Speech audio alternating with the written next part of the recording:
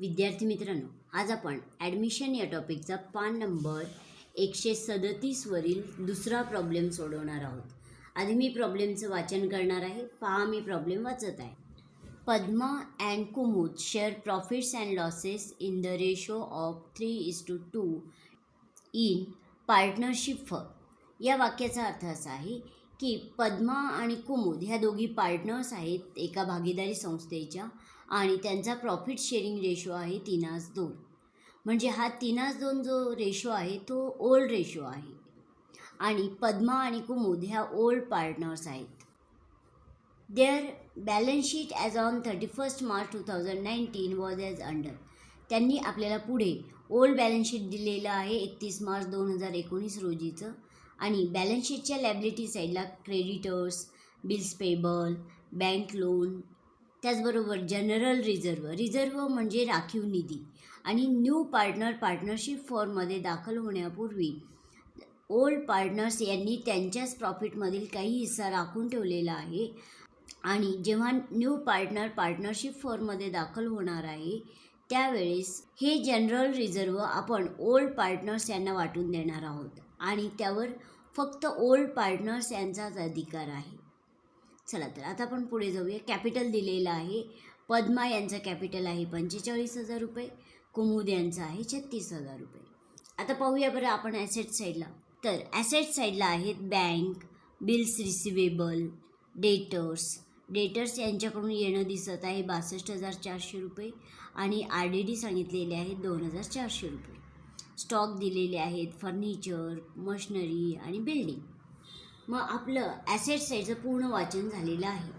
आता आपण additional information ज्या दिलेल्या आहेत एकूण 5 त्यांचं वाचन करणार आहोत. पहा, पहिली इन्फॉर्मेशन पहा, मी इन्फॉर्मेशन वाचत आहे. On 1 April 2019 they admitted Asha on the following terms. त्यांनी म्हणजे पद्मा आणि कुमुद यांनी आपल्या भागीदारी संस्थेमध्ये 1 एप्रिल 2019 रोजी आशा या न्यू पार्टनरला त्यांनी आपल्या भागीदारी संस्थेमध्ये दाखल करून घेतलेला आहे. आशा यांच्यावर त्यांनी पुढील अटी टाकलेल्या आहेत. पहिली अट मी वाचत आहे. For half share in profits in future, की भविष्यकाळामध्ये जो प्रॉफिट होईल त्यातील अर्धा किंवा निम्मा हिस्सा मिळविण्यासाठी आशा शूड ब्रिंग ₹30,000 फॉर कॅपिटल. आशा यांनी भविष्यकाळामध्ये जो प्रॉफिट होईल त्यातील निम्मा हिस्सा मिळविण्यासाठी 30,000 रुपये कॅपिटल ब्रिंग म्हणजेच नगदी आणावे, रोख आणावे, इन कॅशमध्ये आणावे. म्हणजे आशा 30,000 रुपये कॅपिटल घेऊन येत आहेत. And ₹15,000 for goodwill in cash. शिवाय आशा यांनी गुडविल इन कॅशमध्ये आणावे 15,000 रुपये. अशी अट ओल्ड पार्टनर्स यांनी न्यू पार्टनर आशा यांच्यावर टाकलेली आहे. म्हणजे आशा ह्या ज्या न्यू पार्टनर आहेत त्या येताना कॅपिटल 30,000 रुपये इन कॅशमध्ये आणत आहेत आणि 15,000 रुपये गुडविल इन कॅशमध्ये आणत आहेत. आता या 2 अटी न्यू पार्टनरवरती टाकलेल्या आहेत. पुढील इन्फॉर्मेशन मी वाचत आहे. Half of amount of goodwill is withdrawn by old partners. मग न्यू पार्टनर आशा इन कॅशमध्ये जे गुडविल घेऊन येत आहेत 15,000 रुपये, त्यातील हाफ गुडविलची अमाऊंट ओल्ड पार्टनर्स विड्रॉन करत आहेत म्हणजे काढून घेत आहेत असा अर्थ आहे.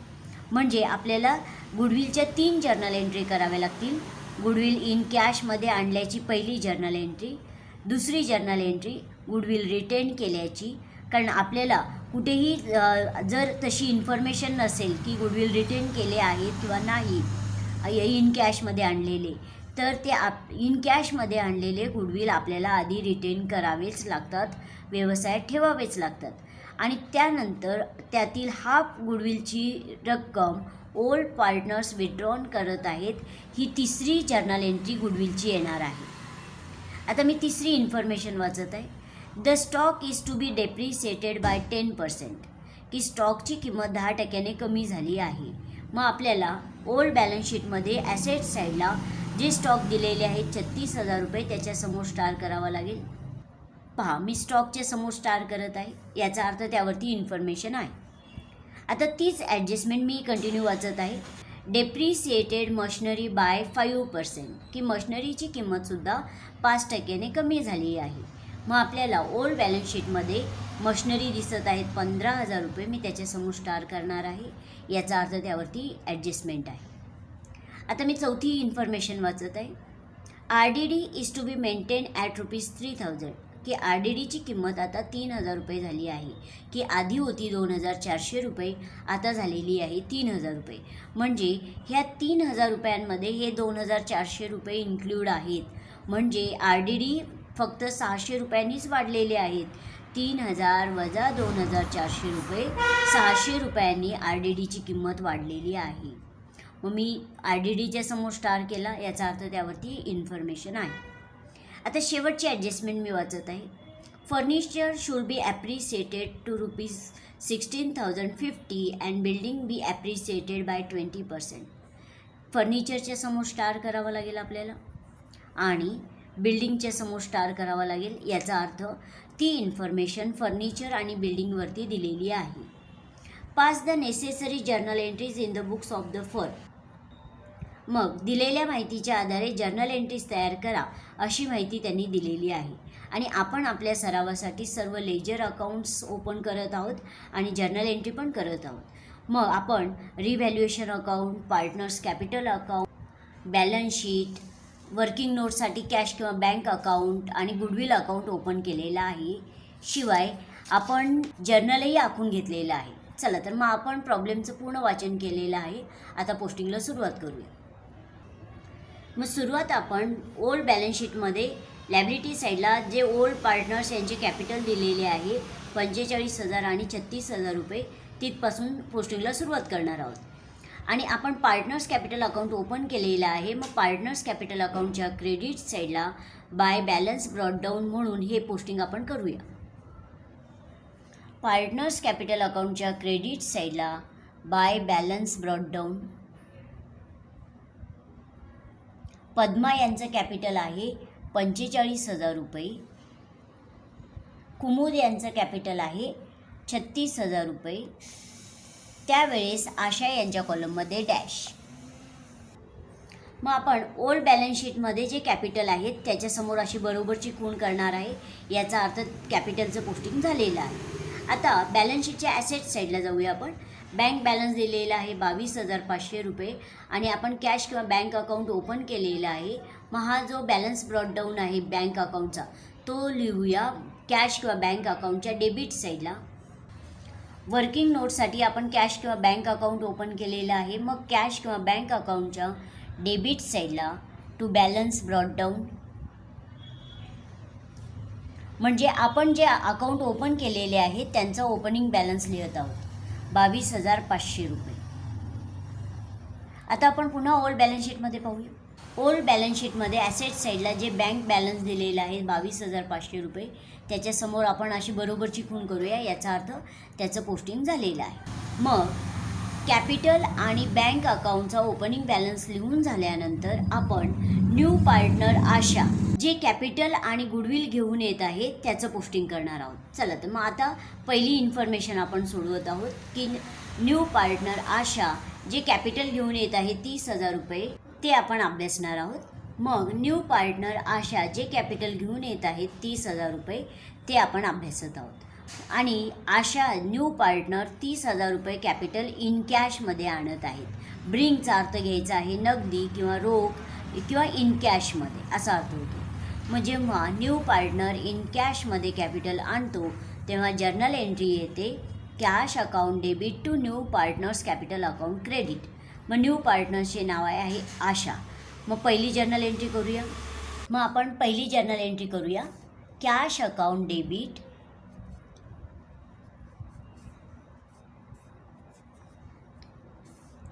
To Asha's capital account credit.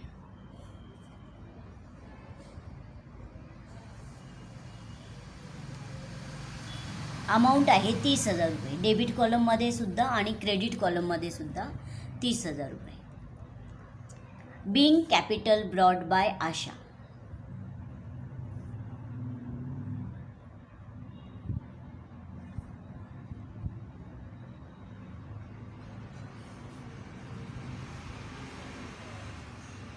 Journal entry पूर्ण झालेली आहे नॅरेशनसह. आता लेजर पोस्टिंग करूया. आणि लेजर पोस्टिंगसाठी आपण कॅश अकाउंटही ओपन केलेलं आहे आणि आशाच कॅपिटल अकाउंटही ओपन केलेलं आहे. मग दोन्ही अकाउंटला लेजर पोस्टिंग येईल. कॅश अकाउंट डेबिटला असल्यामुळे कॅश अकाउंटच्या डेबिटला टू आशाच कॅपिटल अकाउंट आणि आशाच कॅपिटल अकाउंट क्रेडिटला असल्यामुळे आशाच कॅपिटल अकाउंटच्या क्रेडिटला बाय कॅश अकाउंट. मग आधी आपण डेबिटचं पोस्टिंग करूया. कॅश अकाउंट डेबिटला असल्यामुळे कॅश अकाउंटच्या डेबिटला टू आशाच कॅपिटल अकाउंट. कॅश अकाउंट डेबिटला असल्यामुळे कॅश अकाउंटच्या डेबिटला टू आशाच कॅपिटल अकाउंट. अमाऊंट आहे 30,000 रुपये. हे झालं डेबिटचं पोस्टिंग. आता क्रेडिटचं. आशाच कॅपिटल अकाउंट क्रेडिटला असल्यामुळे आशाच कॅपिटल अकाउंटच्या क्रेडिटला बाय कॅश अकाउंट. आशाच कॅपिटल अकाउंटच्या क्रेडिट साईडला बाय कॅश अकाउंट आणि फक्त आशा यांच्या कॉलममध्ये 30,000 रुपये. म्हणजे न्यू पार्टनर आशा जे कॅपिटल घेऊन येत आहेत ती जर्नल एंट्री लेजर पोस्टिंगसह पूर्ण केलेली आहे. आता आपण न्यू पार्टनर आशा गुडविल घेऊन येत आहेत ती जर्नल एंट्री करणार आहोत. आधी आपण त्या ट्रान्झॅक्शनचं वाचन करूया. पहा. And ₹15,000 for goodwill in cash. आणि आशा न्यू पार्टनर आपल्या भागीदारी संस्थेमध्ये दाखल होत असताना इन कॅशमध्ये गुडविल आणत आहेत 15,000 रुपये. मग जेव्हा न्यू पार्टनर इन कॅशमध्ये गुडविल आणतो तेव्हा गुडविल आणल्याची आणि रिटेन केल्याची जर्नल एंट्री करावी लागते. मग आधी आपल्याला गुडविल आणल्याची जर्नल एंट्री करावी लागेल आणि दुसरी जर्नल एंट्री गुडविल रिटेन केल्याची करावी लागेल. रिटेन म्हणजेच व्यवसायात ठेवणे. की जेव्हा न्यू पार्टनर इन कॅशमध्ये गुडविल आणतो तेव्हा ते गुडविल रिटेन करा अशी इन्फॉर्मेशन देतात ते कधी किंवा कधी देतही नाहीत. जरी इन्फॉर्मेशन त्यांनी दिलेली नसली तरी आणलेलं इन कॅशमध्ये गुडविल आपल्याला रिटेन करावंच लागतं. म्हणजे पहिली जर्नल एंट्री आली इन कॅशमध्ये गुडविल आणल्याची. दुसरी जर्नल एंट्री येणार आहे गुडविल रिटेन केल्याची.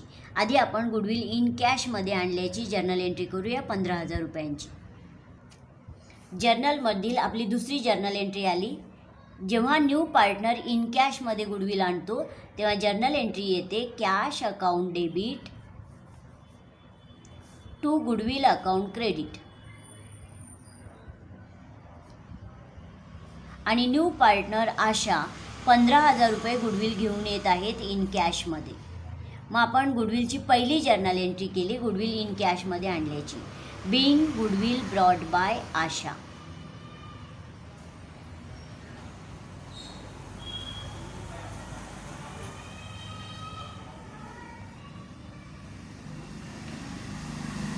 अमाऊंटसह आणि नॅरेशनसह जर्नल एंट्री पूर्ण झालेली आहे. लेजर पोस्टिंग करूया. आणि लेजर पोस्टिंगसाठी आपण कॅश अकाउंटही ओपन केलेलं आहे आणि गुडविल अकाउंटही ओपन केलेलं आहे. कॅश अकाउंट डेबिटला असल्यामुळे कॅश अकाउंटच्या डेबिटला टू गुडविल अकाउंट. कॅश अकाउंटच्या डेबिट साईडला टू गुडविल अकाउंट आणि गुडविल आणले आहेत न्यू पार्टनर यांनी 15,000 रुपये. हे झालं डेबिट साईडचं पोस्टिंग. आता क्रेडिट साईडचं पोस्टिंग करायचं आहे. गुडविल अकाउंट क्रेडिटला असल्यामुळे गुडविल अकाउंटच्या क्रेडिटला बाय कॅश अकाउंट. पहा. गुडविल अकाउंटच्या क्रेडिट साईडला by cash account ₹15,000 outer column. आता आपण पुन्हा ॲडजस्टमेंटमध्ये पाहूया. पहा. आपण गुडविल इन कॅशमध्ये आणल्याची जर्नल एंट्री केली आणि न्यू पार्टनर जेव्हा इन कॅशमध्ये गुडविल आणतो तेव्हा ते गुडविल रिटेन करावेच लागते. म्हणजे व्यवसायात ठेवावेच लागतात. जरी आपल्याला या ट्रान्झॅक्शनमध्ये किंवा या ॲडजस्टमेंटमध्ये कुठेही म्हणलेलं नसलं तरी आपल्याला गुडविल रिटेन करावेच लागतात की जेव्हा इन कॅशमध्ये गुडविल आणले जातात तेव्हा. मग आपण पहिली जर्नल एंट्री गुडविल इन कॅशमध्ये आणल्याची केली आणि आता गुडविल रिटेन करण्याची दुसरी जर्नल एंट्री गुडविलची करणार आहोत. मग गुडविल रिटेन करण्याची जर्नल एंट्री येते goodwill account debit to old partners capital account credit.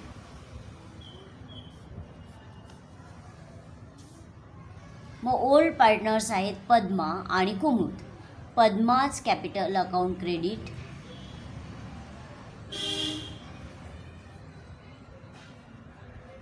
To Kumud's capital account credit,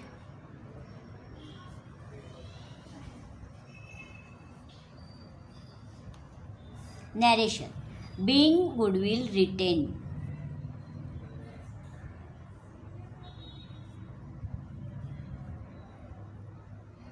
narration तर पूर्ण झालेली आहे आणि गुडविल आणलेले आहेत न्यू पार्टनर आशा यांनी एकूण 15,000 रुपये डेबिट साईडला येतील. आणि गुडविल रिटेन करत असताना गुडविल ओल्ड पार्टनर्स यांना सॅक्रिफाईस रेशोमध्ये वाटून द्यायचे आहेत. मग सॅक्रिफाईस रेशो आपल्याला काढावा लागेल. मग मागेही तुम्हाला एक ट्रिक सांगितली होती की प्रत्येक प्रॉब्लेममध्ये आपल्याला सॅक्रिफाईस रेशो काढण्याची काही आवश्यकता नाही, की जेव्हा आपल्याला फक्त ओल्ड रेशो देतात आणि न्यू रेशो कुठेही दिलेला नसतो आपल्याला, तेव्हा त्यांचा सॅक्रिफाईस रेशो ओल्ड रेशो इतकाच येणार आहे. म्हणजे आपल्याला पुन्हा या प्रॉब्लेममध्ये सॅक्रिफाईस रेशो काढण्याची काही आवश्यकता नाही, कारण त्यांचा सॅक्रिफाईस रेशो ओल्ड रेशो इतकाच येणार आहे. आणि हा जो ओल्ड रेशो आहे तोच सॅक्रिफाईस रेशो समजून आपण ते गुडविल रिटेन करणार आहोत. मग आता एकूण गुडविल आहेत 15,000 रुपये. मग त्यांचा ओल्ड रेशो आहे 3:2 आणि तोच रेशो सॅक्रिफाईस रेशो समजून आपण 15,000 रुपये जे गुडविल आहेत ते रिटेन करत असताना या सॅक्रिफाईस रेशोमध्ये डिस्ट्रीब्यूट करणार आहोत. मग 15,000 गुणिले 3 छेद ओल्ड रेशोची बेरीज 5 हा हिस्सा येईल पद्मा यांना, आणि 15,000 गुणिले 2 छेद ओल्ड रेशोची बेरीज 5 हा हिस्सा येईल कुमुद यांना. मग भागाकार गुणाकार केल्यानंतर जे काही उत्तर आलेलं आहे ते आलेलं आहे 9,000 आणि 6,000. आणि हे 9,000 आणि 6,000 आपण जर्नल एंट्रीमध्ये ती अमाऊंट त्यांच्यासमोर लिहूया. मग पद्मा यांच्यासमोर 9,000 रुपये आणि कुमुद यांच्यासमोर 6,000 रुपये. चला तर आता आपण लेजर पोस्टिंग करूया. आणि लेजर पोस्टिंगसाठी आपण गुडविल अकाउंटही ओपन केलेलं आहे आणि ओल्ड पार्टनर्स कॅपिटल अकाउंटही ओपन केलेलं आहे. चला तर मग गुडविल अकाउंट डेबिटला असल्यामुळे गुडविल अकाउंटच्या डेबिटला to old partners capital account. आपण जर्नल एंट्रीमध्ये अभ्यासलेलं आहे की गुडविल अकाउंट डेबिटला आहेत. मग गुडविल अकाउंट डेबिटला असल्यामुळे गुडविल अकाउंटच्या डेबिटला टू पद्माज कॅपिटल अकाउंट 9,000 रुपये, to Kumud's capital account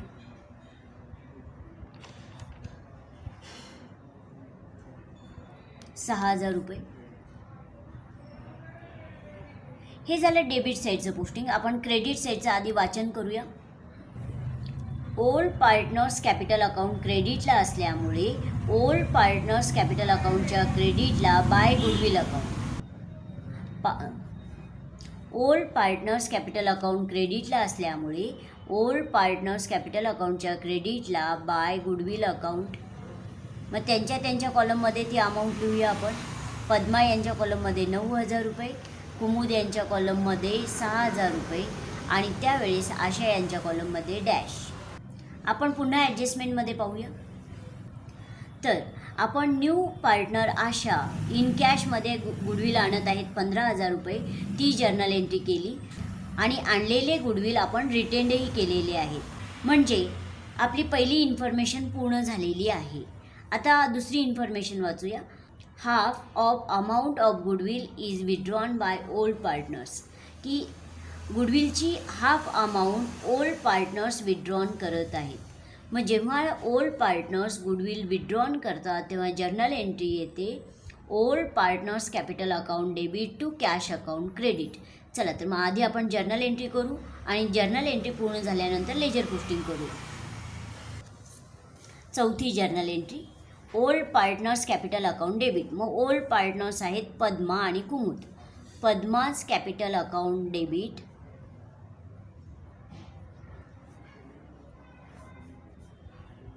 कुमुद्स capital account debit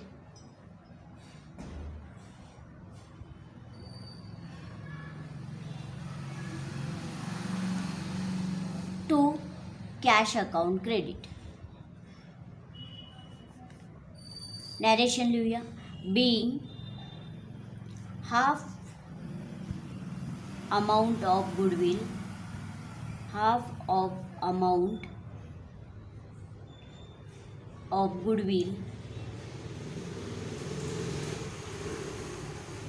is withdrawn by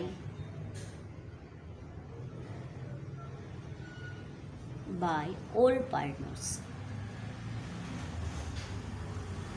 old partners यांनी गुडविलची हाफ अमाऊंट विड्रॉन केल्याबद्दल आपण जर्नल एंट्री केली असा अर्थ आहे. आणि ओल्ड पार्टनर्स गुडविलची अमाऊंट हाफ विड्रॉन करत आहेत आणि एकूण गुडविल आहेत 15,000 रुपये. मग 15,000 रुपयांचे हाफ म्हणजे निम्मी रक्कम आहे 7,500. म्हणजे 7,500 रुपये ते एकत्रित विड्रॉन करत आहेत. पण त्यांना आपण त्यांच्या समोर त्यांनी किती रक्कम विड्रॉन केली, पद्मा यांनी किती रक्कम विड्रॉन केली आणि कुमुद यांनी किती रक्कम विड्रॉन केली 7,500 रुपयांपैकी ते त्यांच्यासमोर आपण लिहिणार आहोत. मग त्यासाठी आपल्याला गणित करावं लागेल. मग एकूण गुडविल त्यांनी विड्रॉन केले 7,500 रुपये. 15,000 रुपयांपैकी 7,500 रुपयांचे गुडविल विड्रॉन केले. मग ते त्यांना 3/2 या रेशोमध्ये वाटून द्यायचे. 7,500 गुणिले 3/5 ओल्ड रेशोची बेरीज 5 आणि 7,500 गुणिले 2 ओल्ड रेशोची बेरीज 5. भागाकार गुणाकार केल्यानंतर उत्तर आलेलं आहे 4,500 आणि 3,000. मग त्यांच्यासमोर ती अमाऊंट लिहूया आपण. पद्मा यांच्यासमोर 4,500 रुपये आणि कुमुद यांच्यासमोर 3,000 रुपये. चला, अमाऊंटसह आणि नॅरेशनसह जर्नल एंट्री पूर्ण झालेली आहे. लेजर पोस्टिंग करूया. ओल्ड पार्टनर्स कॅपिटल अकाउंट डेबिटला असल्यामुळे ओल्ड पार्टनर्स कॅपिटल अकाउंटच्या डेबिटला to cash account. Old partners capital अकाउंटच्या डेबिट साईडला टू कॅश अकाउंट. पद्मा यांच्या कॉलममध्ये 4,500 रुपये आणि कुमुद यांच्या कॉलममध्ये 3,000 रुपये. त्यावेळेस आशा यांच्या कॉलममध्ये डॅश. हे झालं डेबिट साईडचं पोस्टिंग. आता आपण पुन्हा जर्नल एंट्रीमध्ये पाहूया. कॅश अकाउंट क्रेडिटला असल्यामुळे कॅश अकाउंटच्या क्रेडिटला by old partners capital account. Cash अकाउंटच्या क्रेडिट साईडला by Padma's capital account.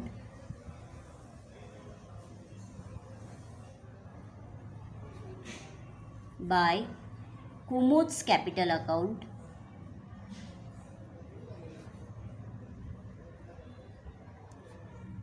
Padma यांच्यासमोर 4,500 रुपये आणि कुमुद यांच्यासमोर 3,000 रुपये. आता आपण पुन्हा ॲडजस्टमेंटमध्ये पाहूया. तर आपली दुसरी इन्फॉर्मेशनसुद्धा जर्नल एंट्री आणि लेजर पोस्टिंगसह पूर्ण झालेली आहे. म्हणून मी दुसऱ्या इन्फॉर्मेशनला बरोबरची खूण करत आहे. याचा अर्थ न्यू पार्टनर यांनी आणलेले कॅपिटल आणि गुडविल ट्रीट झालेले आहेत. मग आपण आता पुन्हा ओल्ड बॅलन्स शीटकडे जाणार आहोत. मग ओल्ड बॅलन्स शीटच्या लॅबिलिटी साईडला क्रेडिटर्स दिसत आहेत 37,500 रुपये आणि क्रेडिटर्स येतात न्यू बॅलन्स शीटच्या लॅबिलिटी साईडला. आउटर कॉलमला घेऊया कारण त्याच्यासमोर स्टार नाही, याचा अर्थ त्यावरती ॲडजस्टमेंट नाही. आपण जे बॅलन्स शीट तयार केलेलं आहे ते न्यू बॅलन्स शीट आहे आणि न्यू बॅलन्स शीटच्या लॅबिलिटी साईडला वरती एक 5-7 ओळी जागा सोडून क्रेडिटर्स डायरेक्ट आउटर कॉलमला 37,500 रुपये. आता आपण पुन्हा ओल्ड बॅलन्स शीटमध्ये पाहूया. क्रेडिटर्स नंतर आहेत बिल्स पेबल 30,000 रुपये आणि बिल्स पेबल ही सुद्धा लॅबिलिटी आहे. म्हणून त्याचं पोस्टिंग आपण लॅबिलिटी साईडला डायरेक्ट आउटर कॉलमला करणार आहोत कारण त्याच्यासमोर स्टार नाही, याचा अर्थ त्यावरती ॲडजस्टमेंट नाही. बॅलन्स शीटच्या लॅबिलिटी साईडला बिल्स पेबल डायरेक्ट आउटर कॉलमला 30,000 रुपये. आता आपण पुन्हा ओल्ड बॅलन्स शीटमध्ये पाहूया. बिल्स पेबल नंतर आहेत बँक लोन्स 48,000. याचा अर्थ आपण बँकेकडून लोन घेतलेलं आहे 48,000 रुपयांचं. मग ते आपलं देणं असल्यामुळे किंवा आपली ती लॅबिलिटी असल्यामुळे तो इफेक्ट घेऊया लॅबिलिटी साईडला डायरेक्ट आउटर कॉलमला 48,000 रुपये. पहा, बॅलन्स शीटच्या लॅबिलिटी साईडला बँक लोन 48,000 रुपये आउटर कॉलमला. आता आपण पुन्हा ओल्ड बॅलन्स शीटमध्ये पाहूया. तर बँक लोन नंतर आहे जनरल रिझर्व 7,500 रुपये आणि जनरल रिझर्व राखीव निधी आहे हा न्यू पार्टनरशिप फॉर्ममध्ये दाखल होण्यापूर्वीचा हा जनरल रिझर्व आहे आणि त्या रिझर्ववर फक्त ओल्ड पार्टनर्स यांचाच अधिकार असतो आणि न्यू पार्टनर येताना ते जनरल रिझर्व ओल्ड पार्टनर्स यांना आपल्याला वाटून द्यायचे आहेत. मग तेव्हा जर्नल एंट्री येते general reserve account debit to old partners capital account credit. आधी आपण जर्नल एंट्री करूया. मग आपली 5वी जर्नल एंट्री आली general reserve account debit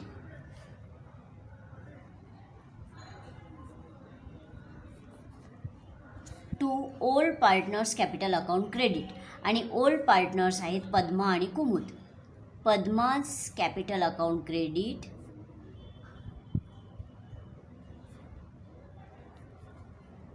to Kumud's capital account credit.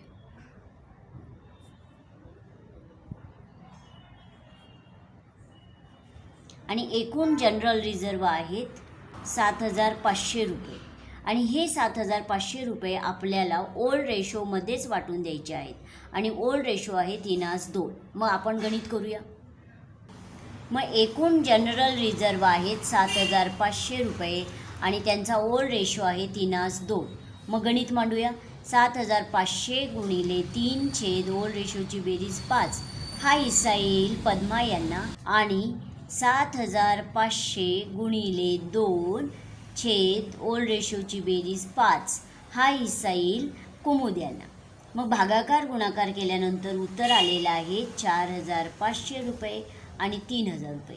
मग त्यांच्यासमोर ती अमाऊंट लिहूया आपण. 4,500 रुपये आणि कुमुद यांच्यासमोर 3,000 रुपये. नॅरेशन लिहूया. Being general reserve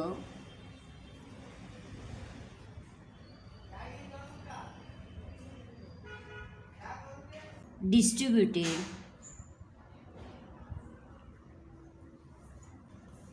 among old partners. चला अमाऊंटसह आणि नॅरेशनसह जर्नल एंट्री पूर्ण झालेली आहे. आता आपण लेजर पोस्टिंग करूया. मग लेजर पोस्टिंगसाठी आपण जनरल रिझर्व हे अकाउंट ओपन केलेलं नाही. मग जे अकाउंट ओपन केलेलं आहे म्हणजे आपण old partners capital account open केलेलं आहे म्हणून ओल्ड पार्टनर्स कॅपिटल अकाउंटलाच फक्त पोस्टिंग येणार आहे. मग ओल्ड पार्टनर्स कॅपिटल अकाउंट क्रेडिटला असल्यामुळे ओल्ड पार्टनर्स कॅपिटल अकाउंटच्या क्रेडिटला by general reserve. Partners capital अकाउंटच्या क्रेडिट साईडला बाय जनरल रिझर्व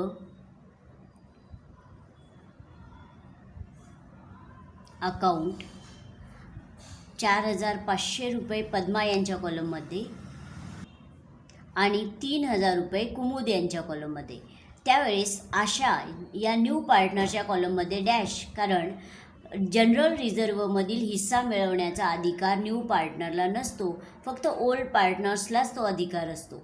म्हणून जनरल रिझर्व फक्त ओल्ड पार्टनर्स यांनाच वाटून द्यायचे आहेत. चला तर मग जनरल रिझर्व पूर्ण झालेले आहेत. आता आपण पुन्हा ओल्ड बॅलन्स शीटमध्ये पाहूया. जनरल रिझर्व नंतर आहेत कॅपिटल्स आणि त्याच्यासमोर बरोबरची खूण आहे, याचा अर्थ कॅपिटलचं पोस्टिंग झालेलं आहे. म्हणजे आपल्याला असं लक्षात आलं की बॅलन्स शीटच्या लॅबिलिटी साईडचं पूर्ण पोस्टिंग झालेलं आहे. चला तर मग आता आपण ॲसेट साईडला पाहूया. तर ॲसेट साईडला आहेत बँक बॅलन्स 22,500 रुपये आणि त्याच्यासमोर अशी बरोबरची खूण आहे, याचा अर्थ त्याचं पोस्टिंग झालेलं आहे. चला तर पुढे आहेत बिल्स रिसिवेबल 11,400 रुपये आणि bills receivable is a asset. मग त्याचं पोस्टिंग आपण ॲसेट साईडला करूया डायरेक्ट आउटर कॉलमला, कारण त्याच्यासमोर स्टार नाही, याचा अर्थ त्यावरती ॲडजस्टमेंट नाही. बॅलन्स शीटच्या ॲसेट साईडला बिल्स रिसिवेबल डायरेक्ट आउटर कॉलमला 11,400 रुपये. याचा अर्थ त्या ॲसेटची किंमत ॲज इट इज आहे, म्हणजे काही बदल झालेला नाही. आणि जेव्हा एखाद्या ॲसेटची किंमत वाढते किंवा कमी होते तेव्हाच त्याचा सेकंड इफेक्ट आपण रिव्हॅल्युएशन अकाउंटला घेत असतो. मग बिल्स रिसिवेबलच्या किमतीमध्ये काही बदल झालेला नाही म्हणून त्याचा सेकंड इफेक्ट आपण रिव्हॅल्युएशन अकाउंटला घेणार नाही. चला तर आता आपण पुन्हा ओल्ड बॅलन्स शीटमध्ये पाहूया. बिल्स रिसिवेबल नंतर आहे डेटर्स 62,400 रुपये आणि त्यावरती RDD आहेत 2,400 रुपये. आणि जेव्हा RDD 2,400 रुपये होते तेव्हा डेटर्स यांच्याकडून आपल्याला प्राप्त होणार होते 60,000 रुपये आणि RDDची किंमत आता झालेली आहे 3,000 रुपये. पहा, चौथ्या ॲडजस्टमेंटमध्ये ती माहिती सांगितलेली आहे. म्हणजे 2,400 रुपये ह्या 3,000 रुपयांमध्ये इन्क्लूड आहेत. म्हणजे एकूण RDD आता झालेली आहे 3,000 रुपये. म्हणजे आपल्याला लेस करत असताना RDD आता 2,400 ऐवजी आपल्याला 3,000 रुपये लेस करावे लागतील. आधी डेटर्स घेऊया. ॲसेट साईडला इनर कॉलमला 62,400 रुपये आणि त्यातून 3,000 रुपये लेस करूया. बॅलन्स शीटच्या ॲसेट साईडला डेटर्स इनर कॉलमला 62,400 रुपये लेस RDD. आता RDD आपण 2,400 रुपये लेस करणार नाही, तर आता RDDची जी किंमत झालेली आहे 3,000 रुपये ते RDD लेस करणार आहोत. RDD 3,000 रुपये लेस करून आउटर कॉलमला अमाऊंट आलेली आहे 59,400 रुपये. आता तुलना करायची आहे आणि RDDची किंमत वाढलेली आहे 3,000 रुपये झालेली आहे. मग तेव्हा डेटर्स यांच्याकडून 59,400 रुपये येणे आहेत. म्हणजे ॲसेटची किंमत आधी जास्त होती, आता कमी झालेली आहे. तुलना आपण RDD वाढले का कमी झाले ही अशी तुलना नाही करत आहे, तर ॲसेटची किंमत म्हणजे डेटर्स यांची किंमत सुरुवातीला होती 60,000 रुपये आणि आता झालेली आहे 59,400 रुपये. याचा अर्थ ॲसेटची किंमत कमी झाली आणि ॲसेटची किंमत कमी झाल्यानंतर रिव्हॅल्युएशन अकाउंटच्या डेबिट साईडला सेकंड इफेक्ट आपण घेत असतो. चला तर मग आता आपण रिव्हॅल्युएशन अकाउंटच्या डेबिट साईडला RDD घेणार आहोत. पण RDD केवळ 600 रुपयांनीच वाढलेले आहेत. 3,000 वजा 2,400 रुपये 600 रुपयांनी त्या ॲसेटची किंमत कमी झालेली आहे. कारण आधी 60,000 होती, आता झालेली आहे 59,400 रुपये. म्हणजे 600 रुपयांनीच कमी झालेली आहे. म्हणून आपण रिव्हॅल्युएशन अकाउंटच्या डेबिट साईडला RDD फक्त 600 रुपये घेणार आहोत. रिव्हॅल्युएशन अकाउंटच्या डेबिट साईडला टू RDD अकाउंट अमाऊंट आहे 600 रुपये. मग आपण पुन्हा ॲडजस्टमेंटमध्ये पाहूया. तर आपल्याला असं लक्षात येत आहे की चौथी ॲडजस्टमेंट आपली पूर्ण झालेली आहे, तिला मी खून करत आहे. आता आपण पुन्हा ओल्ड बॅलन्स शीटमध्ये पाहूया. डेटर्स नंतर आहेत स्टॉक 36,000 रुपये आणि स्टॉकसुद्धा ॲसेट आहे म्हणून त्याचं पोस्टिंग आपण ॲसेट साईडला करणार आहोत, पण इनर कॉलमला, कारण त्याच्यासमोर स्टार आहे, याचा अर्थ त्यावरती ॲडजस्टमेंट आहे. चला तर मग स्टॉक 36,000 रुपये न्यू बॅलन्स शीटच्या ॲसेट साईडला घेऊया.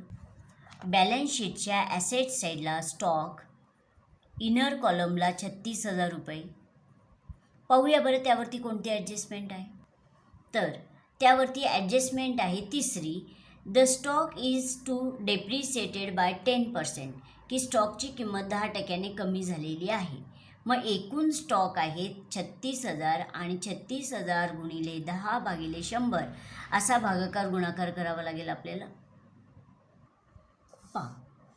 36,000 गुणिले 10/100 असा भागाकार गुणाकार केल्यानंतर उत्तर आलेलं आहे 3,600 रुपये. म्हणजे स्टॉकची किंमत 3,600 रुपयांनी कमी झाली. लेस 10% डेप्रिसिएशन, आणि डेप्रिसिएशन म्हणले की पर्टिक्युलर ॲसेटमधून ते लेसच करावेत आणि उत्तर आलेलं आहे 3,600 रुपये. लेस करून आउटरला घेऊया.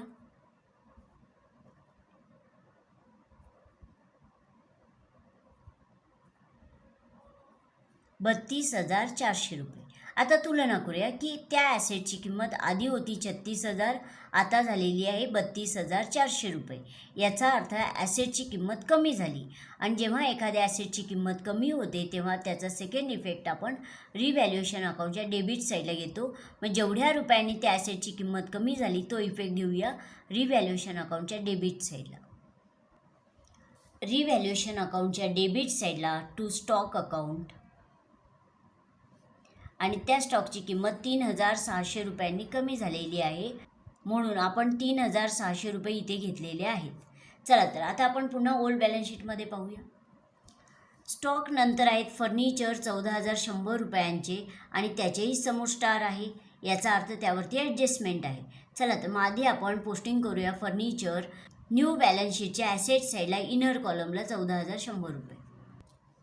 बॅलन्स शीटच्या ॲसेट साईडला फर्निचर इनर कॉलमला 14,100 रुपये. पाहूया बरं त्यावरती कोणती ॲडजस्टमेंट आहे.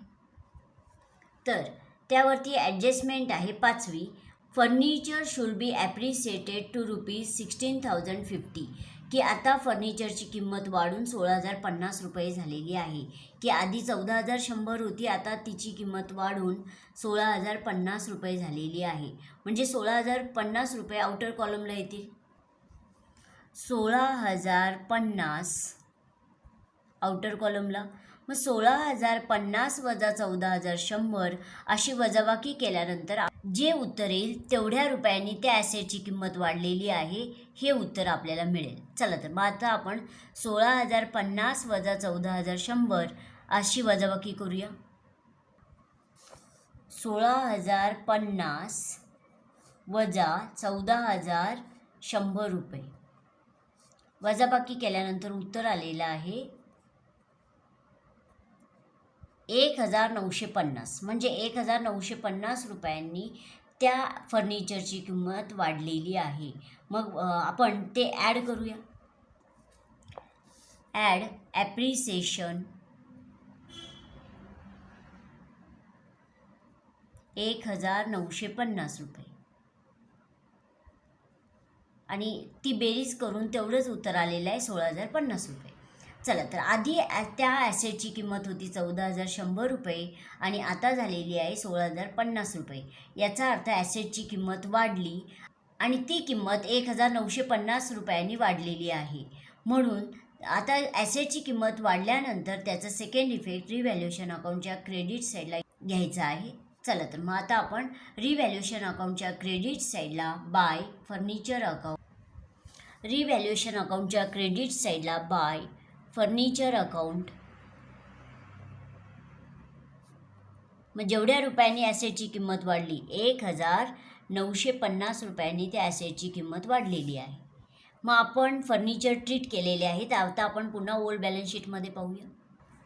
फर्निचर नंतर आहेत मशनरी 15,000 रुपयांचे आणि मशनरीसुद्धा ॲसेट आहे, म्हणून त्याचं पोस्टिंग आपण ॲसेट साईडला करणार आहोत, पण इनर कॉलमला, कारण त्याच्यासमोर स्टार आहे, याचा अर्थ त्यावरती ॲडजस्टमेंट आहे. चला तर आधी आपण मशनरी न्यू बॅलन्स शीटच्या ॲसेट साईडला घेऊया इनर कॉलमला. बॅलन्स शीटच्या ॲसेट साईडला मशनरी इनर कॉलमला 15,000 रुपये. पाहूया बरं त्यावरती कोणती ॲडजस्टमेंट आहे. तर त्यावरील ॲडजस्टमेंट आहे 3री. मशनरी बाय 5% की मशनरीची किंमत 5% कमी झालेली आहे. Depreciated machinery by 5%. मग आपल्याला गणित करावं लागेल. 15,000 गुणिले 5 भागिले 100 असा भागाकार गुणाकार करावा लागेल. 15,000 गुणिले 5 भागिले 100 असा भागाकार गुणाकार केल्यानंतर उत्तर आलेलं आहे 750 रुपये. म्हणजे 750 रुपयांनी त्या ॲसेटची किंमत कमी झाली. लेस 5% डेप्रिसिएशन. डेप्रिसिएशन हे पर्टिक्युलर ॲसेटमधून लेसच करावे. मग उत्तर आलेलं आहे 750 रुपये. लेस करून आउटरला घेऊया.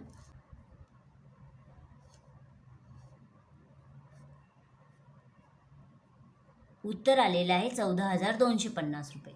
मग आता तुलना करूया. आधी ॲसेटची किंमत होती 15,000 रुपये, आता झालेली आहे 14,250 रुपये. याचा अर्थ ॲसेटची किंमत कमी झाली आणि एखाद्या ॲसेटची किंमत कमी झाल्यानंतर तो इफेक्ट रिव्हॅल्युएशन अकाउंटच्या डेबिट साईडला घ्यायचा आहे. रिव्हॅल्युएशन अकाउंटच्या डेबिट साईडला टू मशनरी अकाउंट. मग जेवढ्या रुपयांनी त्या ॲसेटची किंमत कमी झाली 750 रुपयांनी ॲसेटची किंमत कमी झाली. मग मशनरीसुद्धा आपले पूर्ण झालेले आहेत. आपण तिसऱ्या ॲडजस्टमेंटला खूण करूया. आत्ता आपली तिसरी ॲडजस्टमेंट पूर्ण झालेली आहे, म्हणून मी तिला खूण करत आहे.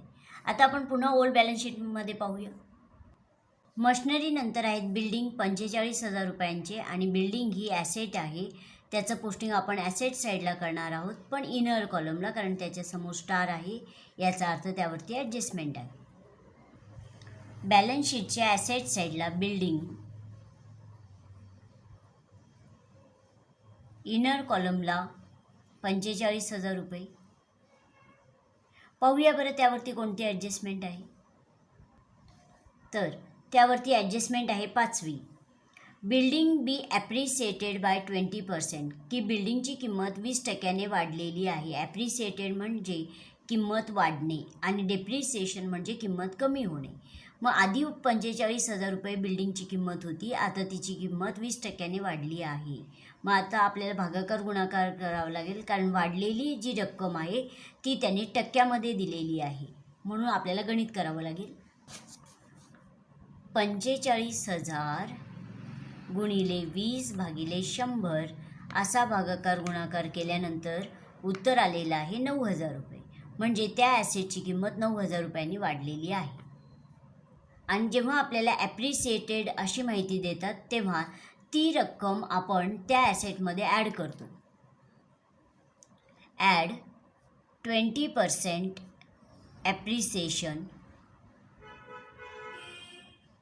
आणि आत्ताच आपण गणित केलेलं आहे, उत्तर आलेलं आहे 9,000 रुपये. ॲड करून त्या आउटरला घेऊया, 54,000 रुपये. आधी ॲसेटची किंमत होती 45,000 रुपये, आता झालेली आहे 54,000 रुपये. याचा अर्थ 9,000 रुपयांनी त्या ॲसेटची किंमत वाढली, म्हणून सेकंड इफेक्ट रिव्हॅल्युएशन अकाउंटच्या क्रेडिट साईडला बाय बिल्डिंग अकाउंट. रिव्हॅल्युएशन अकाउंटच्या क्रेडिट साईडला बाय बिल्डिंग अकाउंट. जेवढ्या रुपयांनी वाढली, 9,000 रुपयांनी त्या ॲसेटची किंमत वाढली, म्हणून आपण ते इथे लिहिले. आता आपण पुन्हा ॲडजस्टमेंटमध्ये पाहूया. तर आपली 5वी ॲडजस्टमेंट आता पूर्ण झालेली आहे. आपण पुन्हा ओल्ड बॅलन्स शीटमध्ये पाहूया. तर आपल्याला असं लक्षात येत आहे की ओल्ड बॅलन्स शीटच्या ॲसेट साईडचंही पूर्ण पोस्टिंग झालेलं आहे. शिवाय आपल्याला 5 इन्फॉर्मेशन दिल्या होत्या, त्यांचंही पूर्ण पोस्टिंग झालेलं आहे. म्हणजे आता आपल्याला प्रॉब्लेम टॅली करायचा आहे. मग टॅली करण्यासाठी आपण सर्वात प्रथम वर्किंग नोटसाठी कॅश अकाउंट आणि गुडविल अकाउंट ओपन केलेलं आहे, ते आधी क्लोज करूया. कॅश अकाउंटच्या डेबिट साईडची बेरीज झालेली आहे 67,500 रुपये, आणि क्रेडिट साईडची बेरीज झालेली आहे 7,500 रुपये. मग तुलना करूया मोठी बेरीज कोणती. तर डेबिट साईडची बेरीज मोठी आलेली आहे. मग ती जी बेरीज मोठी आली ती आपण डेबिट साईडला पण लिहूया आणि क्रेडिट साईडला सुद्धा. मग मोठ्या बेरीजतून लहान बेरीज वजा करू, 7,500 रुपये लेस करू 67,500मधून. मग बॅलन्स कॅरीड डाऊन द्यावा लागत आहे बाय बॅलन्स कॅरीड डाऊन 60,000 रुपये. आणि जो बॅलन्स कॅरीड डाऊन आला तो ट्रान्सफर करूया बॅलन्स शीटच्या ॲसेट साईडला. कॅश 60,000 रुपये. कॅश अकाउंट क्लोज झालेला आहे आणि त्याचा बॅलन्स कॅरीड डाऊन आपण ट्रान्सफरही केलेला आहे. आता आपल्याला गुडविल अकाउंट क्लोज करायचं आहे, आणि गुडविल अकाउंटच्या डेबिट साईडची आणि क्रेडिट साईडची समान बेरीज येत आहे असं लक्षात येत आहे. 9,000 प्लस 6,000 15,000 रुपये, आणि क्रेडिट साईडची बेरीज तेवढी झालेली आहे 15,000 रुपये. याचा अर्थ गुडविल अकाउंट आपोआप क्लोज झालेले आहे. मग वर्किंग नोटसाठी आपण कॅश अकाउंट आणि गुडविल अकाउंट ओपन केलेलं आहे, आणि ते दोन्ही अकाउंट आपण क्लोज केलेले आहेत. आता आपण रिव्हॅल्युएशन अकाउंट क्लोज करणार आहोत, त्यानंतर पार्टनर्स कॅपिटल अकाउंट, आणि सर्वात शेवटी बॅलन्स शीट क्लोज करणार आहोत. चला तर आधी आपण रिव्हॅल्युएशन अकाउंट क्लोज करूया. मग रिव्हॅल्युएशन अकाउंटच्या डेबिट साईडची स्वतंत्र बेरीज करायची आहे आणि क्रेडिट साईडची स्वतंत्र बेरीज करायची आहे. आणि डेबिट साईडची बेरीज आलेली आहे 4,950 रुपये, आणि क्रेडिट साईडची बेरीज आलेली आहे 10,950 रुपये. मग तुलना करूया मोठी बेरीज कोणती. तर आपल्याला सहज लक्षात येत आहे की क्रेडिट साईडची बेरीज मोठी आहे. मग ती क्रेडिट साईडला पण लिहूया आणि डेबिट साईडला सुद्धा. 10,950 रुपये. 10,950 रुपये. मग जेव्हा रिव्हॅल्युएशन अकाउंटच्या क्रेडिट साईडची बेरीज मोठी येते तेव्हा प्रॉफिट होतो, आणि तो प्रॉफिट आपण ओल्ड पार्टनर्स यांना वाटून देणार आहोत. मग त्यासाठी आधी आपल्याला 10 मोठ्या बेरजेतून लहान बेरीज वजा करावी लागेल. 10,950 वजा 4,950 आणि उत्तर आलेलं आहे 6,000 रुपये. म्हणजे एकूण त्यांना प्रॉफिट झालेला आहे 6,000 रुपये. मग जो प्रॉफिट झालेला आहे तो ओल्ड पार्टनर्स यांनाच वाटून द्यायचा आहे, कारण त्या प्रॉफिटवर फक्त ओल्ड पार्टनर्स यांचाच अधिकार आहे आणि ओल्ड पार्टनर्स आहेत पद्मा आणि कुमुद.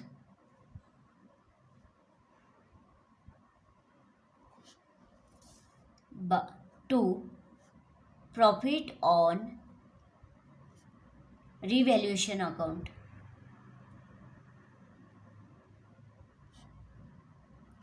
आणि हा जो प्रॉफिट आहे तो त्यांचा ओल्ड रेशो जो आहे 3:2 या रेशोमध्ये वाटून द्यायचा आहे. ओल्ड रेशो आहे 3:2. मग एकूण जो प्रॉफिट झाला 6,000 रुपये. 6,000 गुणिले 3 छेद ओल्ड रेशोची बेरीज 5 हा हिस्सा जाईल पद्मा यांना आणि 6,000 गुणिले 2 छेद ओल्ड रेशोची बेरीज 5 हा हिस्सा येईल कुमुद यांना. मग भागाकार गुणाकार केल्यानंतर उत्तर आलेलं आहे 3,600 रुपये आणि 2,400 रुपये. मग त्यांच्या समोर तो प्रॉफिट लिहूया. 3,600 आणि 2,400. आणि हे जे पेन्सिलीने मी लिहिलं आहे ते नंतर खोडणार आहे, हे तुमच्या माहितीसाठी मी लिहिलेलं आहे. त्यानंतर त्यांना जो प्रॉफिट झालेला आहे रिव्हॅल्युएशन अकाउंटला तो ट्रान्सफर करूया पार्टनर्स कॅपिटल अकाउंटच्या क्रेडिट साईडला by profit on revaluation account.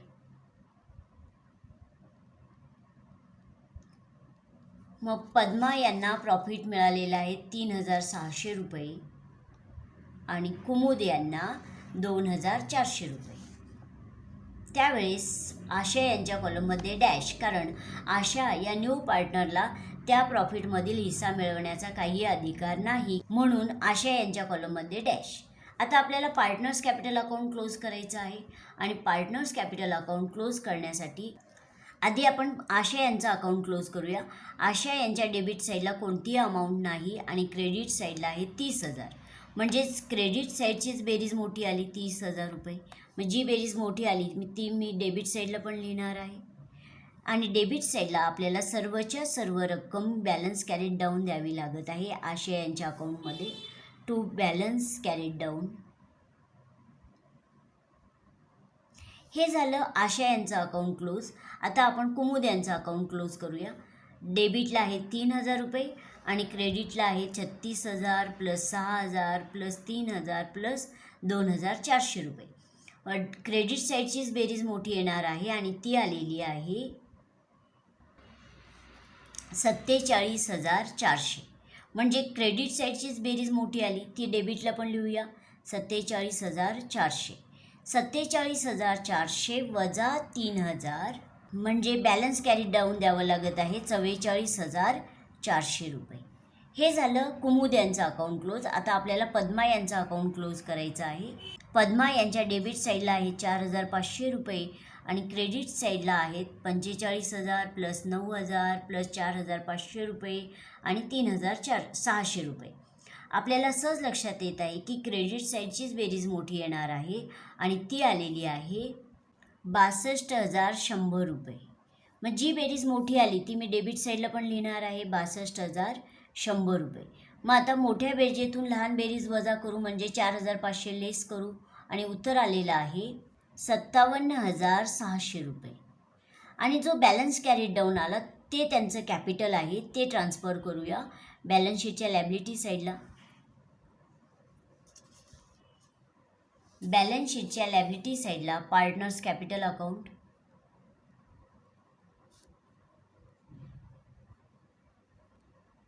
पार्टनर्सची नावं लिहूया पद्मा, कुमुद अँड आशा. मग त्यांच्या समोर त्यांचं कॅपिटल लिहूया.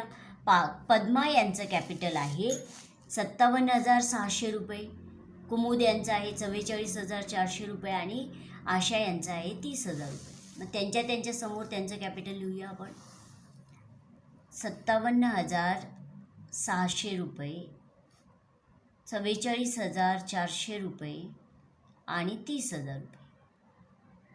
मग तिघींच्याही कॅपिटलची बेरीज आपण आउटर कॉलमला घेऊया.